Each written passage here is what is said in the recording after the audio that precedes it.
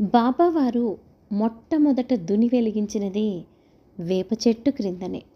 తరువాత తమ నివాసాన్ని పక్కనే ఉన్న శిథిల మసీదుకు, అంటే నేడు ద్వారకామాయిగా మార్చిన తరువాత దునిని కూడా అక్కడకు మార్చారు.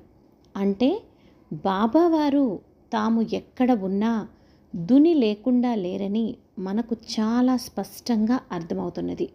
ఈ విషయము గత 40 సంవత్సరాలుగా షిరిడీలోనే ఉంటూ బాబా చరిత్రను గురించి ఎంతో పరిశోధన చేసిన శ్రీ శివనేశన్ స్వామి గారు చెప్పడమే కాదు, శ్రీవారం గోఖలే గారు రచించిన మరాఠీ గ్రంథం సాయినాథాంచ చరిత్రలో ఇలా వ్రాయబడి ఉన్నది.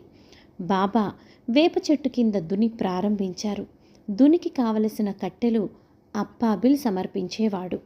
ఆ వేప చెట్టు కింద దుని పక్కగా కూర్చునే అప్పాబిల్, కొండా సుతార్, కాశీరాం షింపి, మహల్సాపతి, గాడ్గే మామ్లేదార్, దాదా డేంగ్లే, బాబాసాహెబ్ డేంగ్లే మొదలైన వారితో ఆధ్యాత్మిక విషయములు ముచ్చటించేవారు.